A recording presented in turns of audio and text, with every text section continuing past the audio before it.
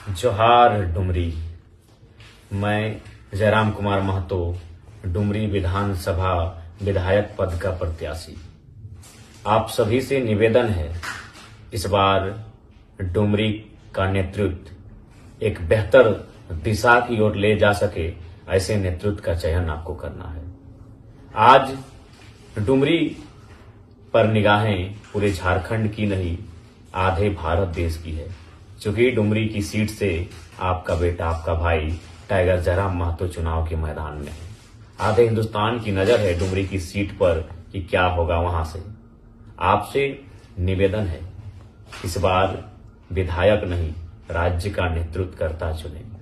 एक ऐसा नेतृत्वकर्ता चुने जो झारखंड की समस्याओं को बिना किसी खौफ के सड़क से लेकर सदन में उठाने की ताकत, जरूरत, हिमाकत रखता हो। आज दिन प्रतिदिन हमें कभी न कभी मुसीबतों का, समस्याओं का सामना करना पड़ता है और ऐसी विकट परिस्थिति में एक कुशल लीडर का चयन करें, चुनाव करें जो उन परिस्थितियों से आपको निजात दिला सके। आज डुमरी में जयराम महतो का विजय एक परंपरा को परिवर्तन की ओर लेके जाएगा। लोग कहते हैं कि डुमरी एक परंपरागत सीट है, यहाँ बरसों से परंपरा चली आ रही है, और मेरा मानना है लोकतंत्र में परंपरा नहीं, परिवर्तन ठीक लगता है।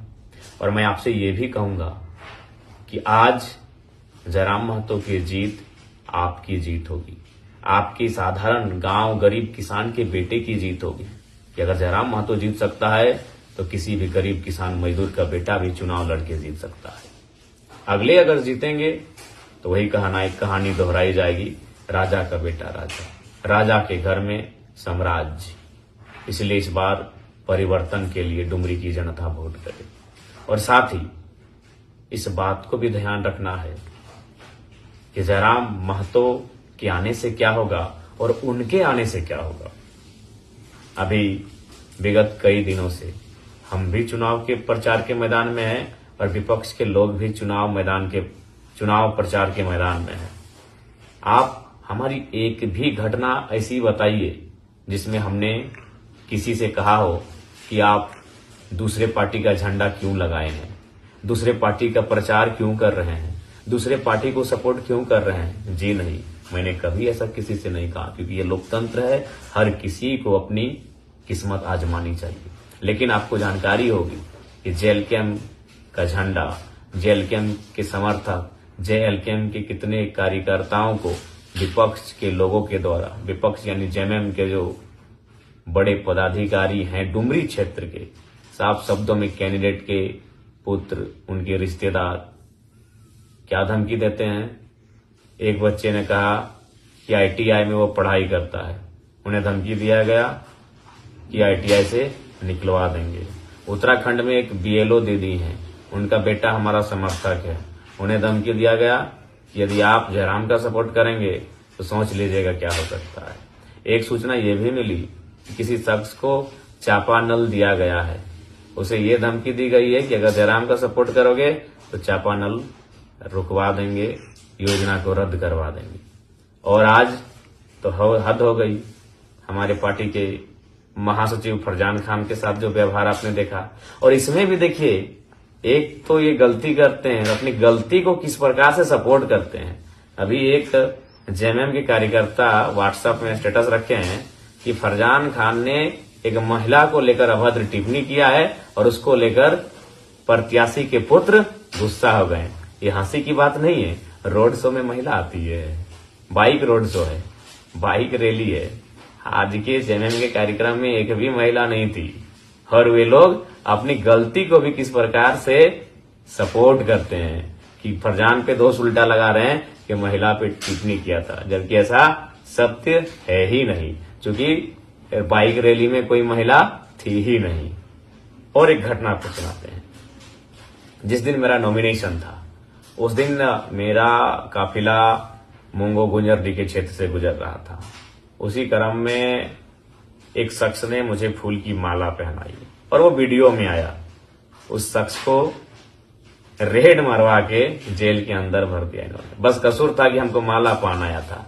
तो समझ सकते हैं ये लोग कितनी घृणित राजनीति कर रहे हैं, किस मानसिकता का परिचय दे रहे हैं। तो इसीलिए सचेत हो जाइए, ऐसे लोगों को सपोर्ट करने से सचेत हो जाइए, नहीं तो फिर ये निरंकुश हो जाएंगे। और सत्य है, रोटी और राजनीति बदलती रहनी चाहिए, नहीं तो रोटी जल जाएगी और राजनीति निरंकुश हो जाएगी। राजनीति अपनी मनमानी करेगी, इंसान को इंसान नहीं कहेगी। ऐसी अनगिनत किस्से हैं। मधगोपाली गांव कभी घूम के आइएगा, उस गांव के लोगों ने हमारा झंडा लगाया था, जयराम महतो की पार्टी का झंडा लगाया था। जेएमएम के एक बड़े नेता ने 2 दिन के लिए बिजली का कनेक्शन ही काट दिया। तो क्या ये सही राजनीति है? ऐसे अनगिनत किस्से हैं अभी डुमरी विधानसभा में। इसलिए आपसे प्रार्थना है, इस बार वोट परंपरा के आधार पे नहीं, परिवर्तन के आधार पे करें। और वोट जनता यह भी बताए कि राजनीति में घमंड और अहंकार किसी का नहीं होता है। और ये तभी होगा जब जनता समय समय पर नेता को वोट की चोट देगी। अगर एक ही व्यक्ति एक परिवार से 20 वर्षों से 25 वर्षों से कोई जीतता आएगा तो स्वाभाविक है उस परिवार के लोगों में एक अभिमान, एक अहंकार उत्पन्न होगा ही होगा।